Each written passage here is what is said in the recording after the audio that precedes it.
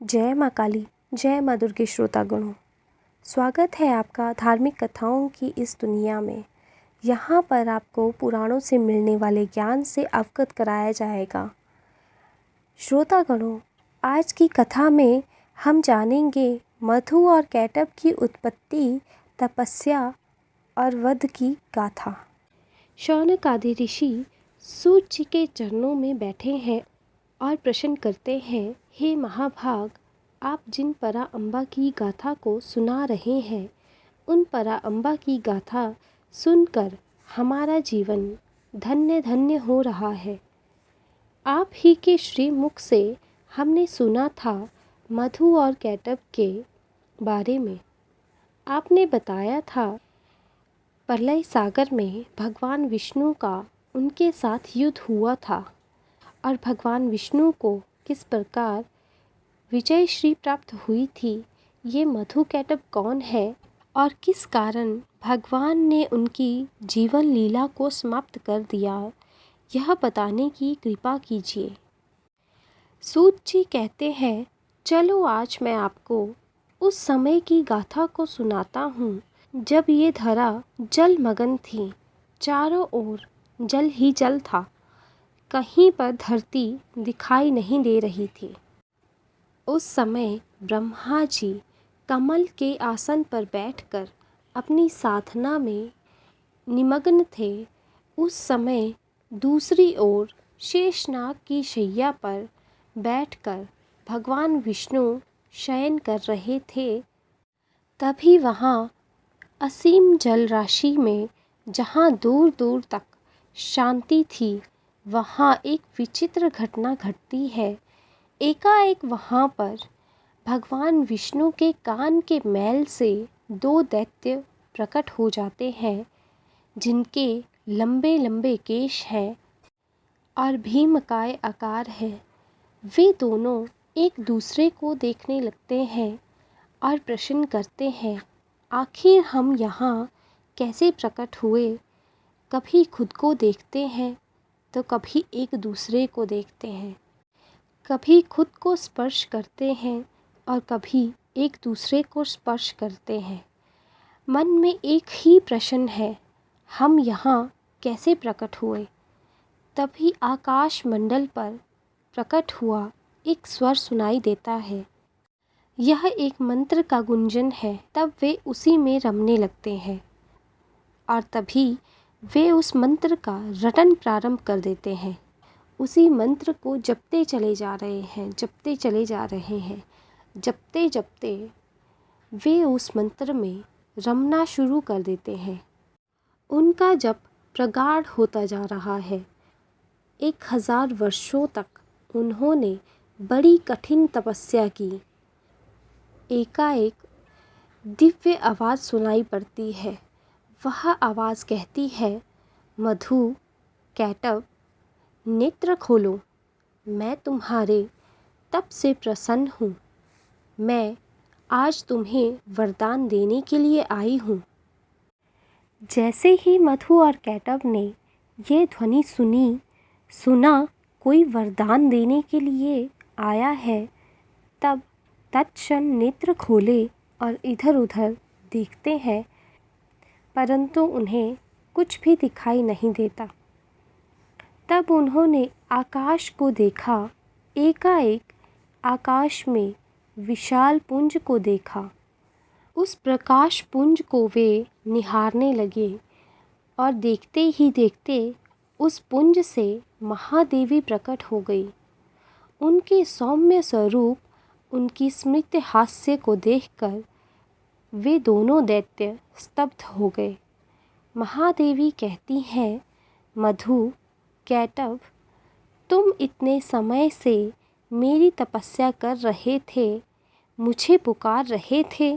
बताओ तुम्हें कौन सा वरदान चाहिए। मधु और कैटभ सोचने के कुछ क्षण बाद कहते हैं, महादेवी, अगर आप हमें वरदान देना चाहती हैं तो हमें इच्छा मृत्यु का वरदान दें। हमारी मृत्यु तब हो जब हम चाहें।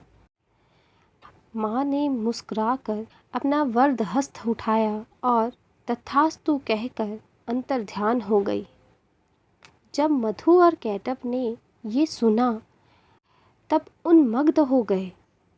अब उन्होंने संपूर्ण जल राशि में उत्पात मचाना शुरू कर दिया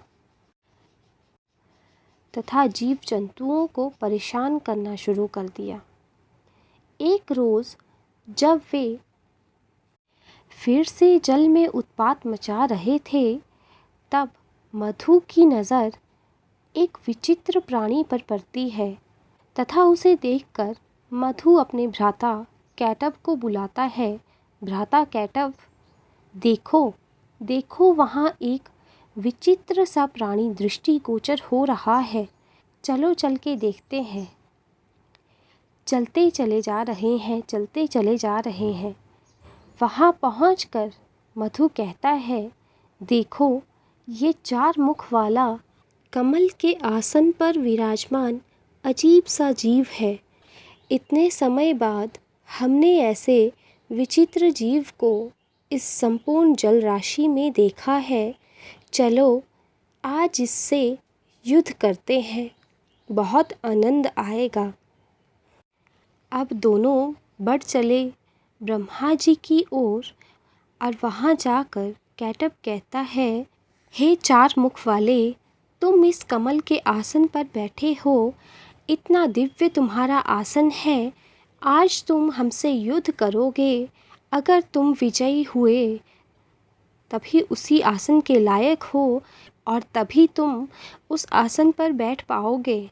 जैसे ही ब्रह्मा जी ने ये स्वर सुना, उन्होंने अपने नेत्र खोले और देखते हैं उनके सामने 2 भीमकाय आकार वाले 2 दैत्य खड़े हैं। ब्रह्मा जी समझ नहीं पाते ये कौन है, इनकी शक्तियाँ कितनी हैं, इनका बल कितना है। बस यही सोचकर ब्रह्मा जी तत्क्षण वहाँ से अंतर्ध्यान हो जाते हैं और अंतर्ध्यान होकर वे पहुँच जाते हैं शेषनाग की शैया के पास, जहाँ पर भगवान विष्णु स्थित थे। भगवान विष्णु के समक्ष पहुंचकर वे पुकारते हैं, पीतांबरधारी, पीतांबरधारी, उठिए। ना जाने इस जल राशि में कहाँ से 2 दैत्य आ गए हैं, उन्होंने मुझे ललकारा है। उठिए, मेरी रक्षा कीजिए, मेरी रक्षा कीजिए। परंतु भगवान विष्णु अपनी योग निद्रा में निमग्न थे। उनके कानों में मानो वो स्वर जा ही नहीं रहा था। ब्रह्मा जी एक बार फिर प्रयास करते हैं, पीतांबरधारी, पीतांबरधारी, उठिए। देखिए आज मेरे प्राणों पर संकट है, परंतु विष्णु भगवान नहीं उठते। अब ब्रह्मा जी को उस महादेवी की शरण याद आती है जिन्होंने भगवान विष्णु को योग निद्रा में डाला है। वे इस संपूर्ण जगत की अधिष्ठात्री देवी हैं, वे ही इस संपूर्ण जगत को चलाती हैं। तब ब्रह्मा जी आंखें मूंद लेते हैं, दोनों हाथ जोड़ लेते हैं और कहते हैं, माँ आप ही तो हमारी सृष्टि करता है, आपने ही तो मुझे इस प्रलय सागर में उस पद्म के आसन पर विराजमान किया है। अगर तुम मेरी मृत्यु चाहती हो तब तो मैं कुछ नहीं कर सकता, परंतु मेरे पास आज इस विपत्ति काल में कोई और आश्रय नहीं है। हे महादेवी, आप ही मेरी रक्षा कीजिए। आप भगवान विष्णु के ऊपर से ये योग निद्रा के जाल को हटा लीजिए। जब ब्रह्मा जी ने माँ की स्तुति की तब तामसी निद्रा देवी भगवान विष्णु के श्री विग्रह से निकलकर बगल में खड़ी हो गई। आज जैसे ही भगवान विष्णु उस योग निद्रा के प्रभाव से मुक्त होते हैं, वे अपने नेत्र खोलते हैं। जैसे ही नेत्र खोलते हैं, उनके समक्ष खड़े हैं ब्रह्मा जी। अत्यंत भयभीत हुए हैं तत्क्षण विष्णु जी ब्रह्मा जी से पूछते हैं, आप यहाँ कब से हैं और इतने गंभीर क्यों हैं? ब्रह्मा जी कहते हैं, मैं आपको कब से पुकार रहा था। ये तो उस महादेवी की कृपा हुई है जो आप इस योग निद्रा से बाहर आए हैं। प्रभु जानते हैं, इस संपूर्ण जल राशि में 2 भीमकाय आकार वाले दैत्य हैं जो जल में उत्पात मचा रहे हैं। उन्होंने मुझे ललकारा है, वो मुझसे युद्ध करना चाहते हैं। मैं किसी प्रकार अपने प्राणों को बचाकर आपके समक्ष आया हूँ। अभी ब्रह्मा जी ने यही कहा था कि वैसे ही एक स्वर आता है। ये स्वर मधु और कैटब का था। वे ब्रह्मा जी से कहने लगे, हे चतुर्मुख वाले, तो भागकर इसके पास चला आया। ये देखता ही रह जाएगा और हम तेरे प्राण हर लेंगे और उसके बाद हम इसे भी मार डालेंगे। आज जैसे ही भगवान विष्णु ने ये भीषण स्वर सुना तो वे भी क्रोध में आ गए और कहते हैं, मधु, कैटब, अपने स्वर को संभालो। तुम युद्ध चाहते हो ना, तो आज मैं तुम्हारे साथ युद्ध करूँगा। पूर्वकाल में भी मैंने तुम जैसे बहुत सारे दैत्यों का अंत किया है और आज मेरे हाथों तुम दोनों का भी अंत होगा। जैसे ही मधु और कैटब ने ये सुना कि हमारा अंत, तो वे कहने लगे कि इस संपूर्ण प्रलय सागर में कोई ऐसा नहीं जो हमारा अंत कर सके। तुम हमारे साथ युद्ध करना चाहते हो ना, तो आओ हमारे साथ युद्ध करो। ये कहकर मधु और कैटब दोनों बढ़ चले भगवान विष्णु की ओर। दोनों ने उन पर प्रहार किया। बाहुयुद्ध हुआ। एक ओर से मधु और कैटब प्रहार करते जा रहे थे और दूसरे ओर से भगवान विष्णु भी अपनी भुजाओं से उन्हें पछाड़ रहे हैं। युद्ध चलता चला जा रहा है। 5000 वर्ष तक युद्ध चलता चला जा रहा है। तब भगवान विष्णु सोचने लगे, आखिर इनका बाहुबल क्षीण क्यों नहीं हो रहा? आखिर मैं इनका अंत क्यों नहीं कर पा रहा हूँ? इनके पास ऐसी कौन सी शक्ति है जो इनका रक्षण कर रही है? भगवान मन ही मन में सोच रहे हैं, मुझे कुछ तो करना होगा, तभी मैं इनका वध कर पाऊँगा। और कुछ क्षण बाद उन्हें एक युक्ति सूझती है। वे एकाएक युद्ध को विराम करते हैं और कहते हैं, मधु, कैटब, रुक जाओ। ये युद्ध की नीति नहीं है। तुम दोनों मिलकर मुझसे युद्ध कर रहे हो और मैं अकेला तुमसे युद्ध कर रहा हूँ।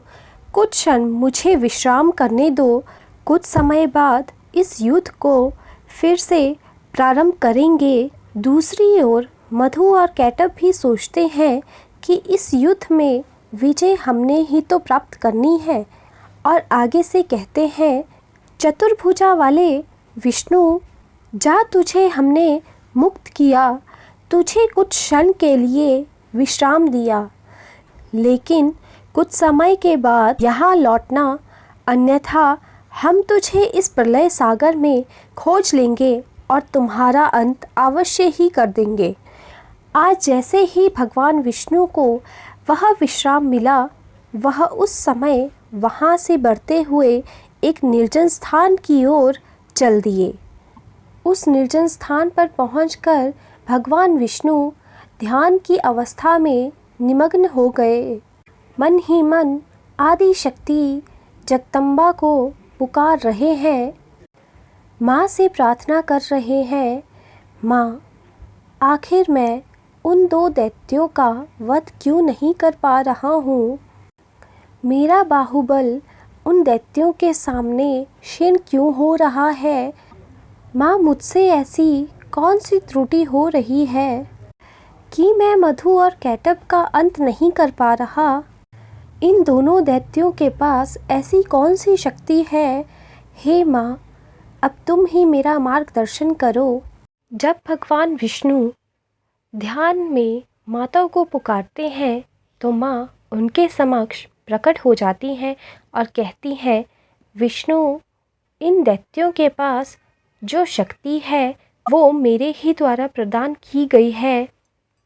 उन्होंने मेरी साधना की थी जिससे मैंने उन्हें इच्छा मृत्यु का वरदान दिया है। परंतु तुम अब निश्चिंत हो जाओ, अब तुम्हारे ही हाथों उनका अंत होगा, क्योंकि तुम्हारे ही कर्ण मैल से उन दोनों का जन्म हुआ है और मैं तुम्हें युक्ति बताऊंगी कि उनका अंत कैसे करना है।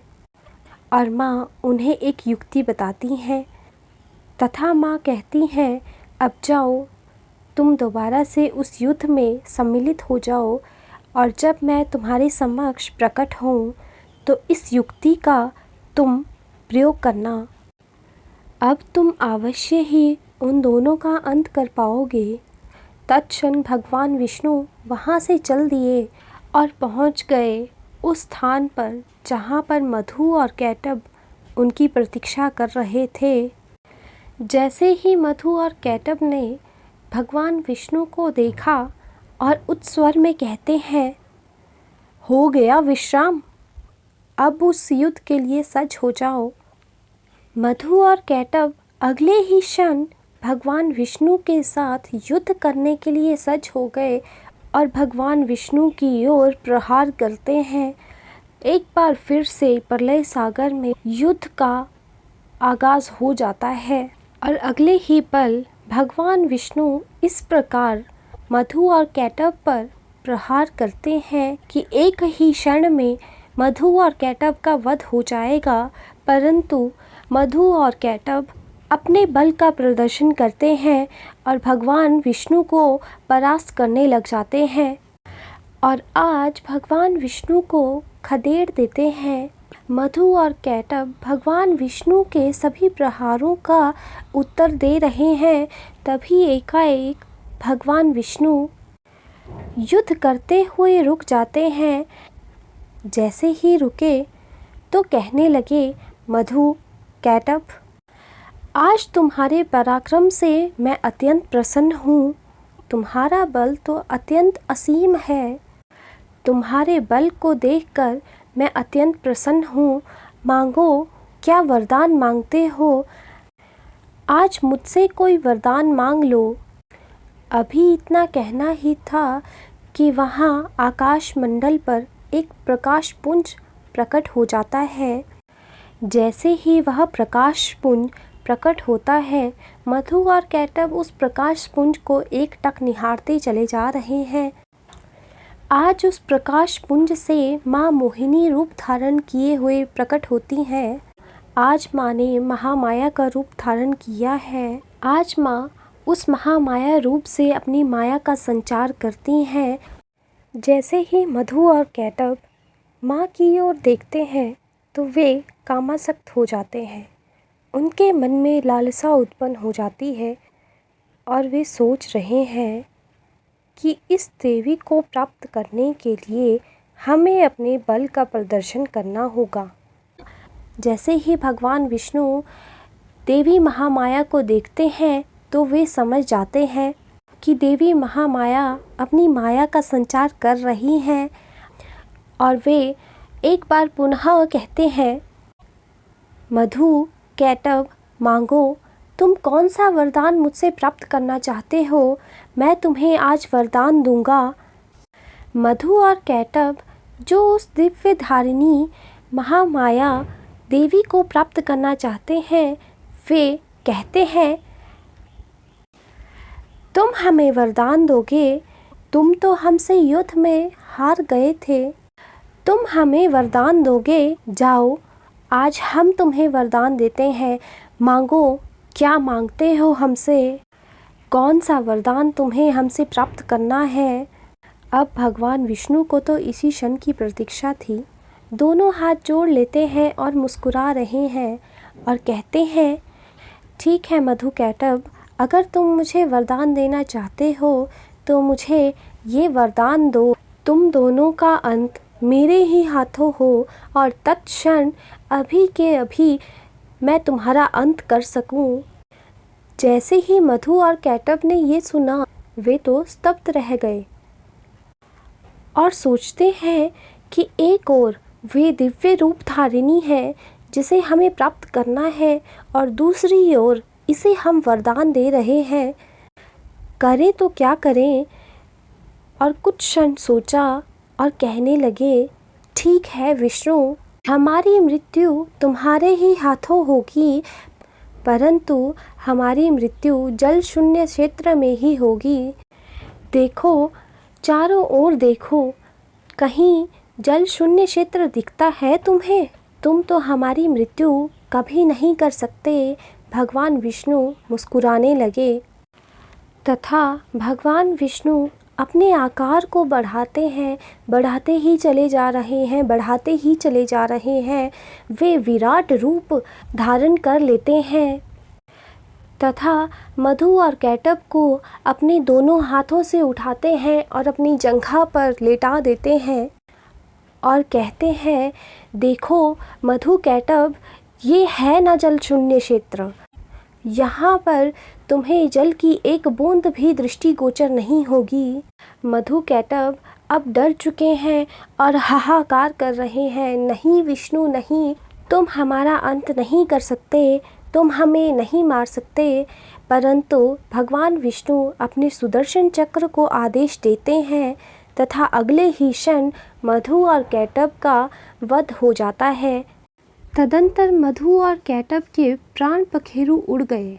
उस समय सारा समुद्र उन दैत्यों के रक्त और मजा से व्यक्त हो गया। तभी से पृथ्वी का नाम मेदिनी पड़ गया।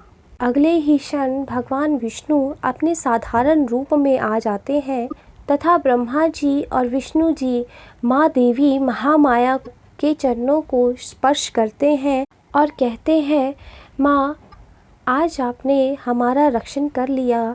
अगर आप नहीं होती तो मधु और कैटब से हमारा रक्षण नहीं हो पाता और ना ही हम मधु और कैटब का वध कर पाते। आपकी ही कृपा से हमारा रक्षण हुआ है और इसी प्रकार मधु और कैटब का वध हो गया। संपूर्ण जल राशि में मधु और कैटब ने जो उत्पात मचाया था वो समाप्त हो गया। जैसे ही ब्रह्मा जी और विष्णु जी ने माँ के आगे हाथ जोड़े और उनके चरण स्पर्श किए, माँ ने उन्हें मुस्कुराकर आशीर्वाद दिया और एक बार फिर से अंतर्ध्यान हो गई।